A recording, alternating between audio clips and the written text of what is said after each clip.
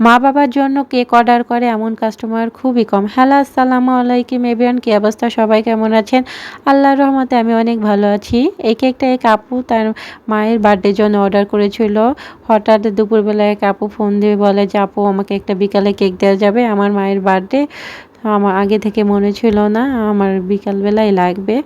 আমি তারপরে অনেক ভেবে বললাম, আচ্ছা আপু, আমি আর সেদিনও কোনো অর্ডার, এর আগে এক আপু অর্ডার করেছিল, সেটা ক্যান্সেল করে দিয়েছিলাম। কি মনে করে জানি এই অর্ডারটা আমি নিলাম। আমার মন ভালো ছিল না, এজন্য আমার কোনো কাজ করতে ইচ্ছা করতেছিল না। তারপরও আমি এই কেকটার অর্ডারটা কি যেন মনে করে নিলাম, যে ভাবলাম যে আপুর মায়ের বার্থডে নিই। তবে এই কেকটাতে খুবই হালকা কালার আমি ইউজ করেছিলাম। পার্পেলের মধ্যে আমি হালকা করে নিয়েছিলাম পার্পেল কালারটা।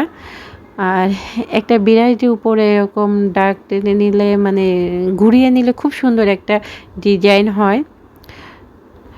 এই কেকটা খুবই সিম্পল, নিচে একটু বর্ডার হবে আর উপরে কিছু টপার বসবে, জাস্ট এটুকু। তো এই সিম্পল কেকটাই অনেক সুন্দর লাগতেছিল করার পরে।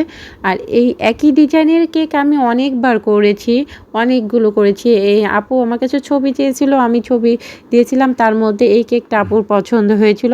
তবে এই কেকটা না, আমি অনেক একটা ভুল করে ফেলেছিলাম, আপুর মন খারাপ হয়ে গেছিলো। আর আপুর মন ভালো করতে আমাকে জানেন এই কেকটাতে 50 টাকা কম রাখতে হয়েছিল। আপু কিছু বলেনি, তারপরেও দেখেছি আপুর মনটা খারাপ হয়ে যাচ্ছে। আমি আবার ঠিক করে দিয়েছিলাম। ভুল হয়েছিল কি, আমার নামের লেখায় ভুল হয়েছিল কি মন ভালো ছিল না। ওই যে বললাম, মন ভালো না থাকলে কোনো কিছু ভালো লাগে না। আমি করেছি কি, আপু অনেক আগে আমাকে লেখা দিয়েছিল হ্যাপি বার্থডে মার জায়গায়, আমি আগে লেখাটা লিখে নিয়েছিলাম, পরে আমি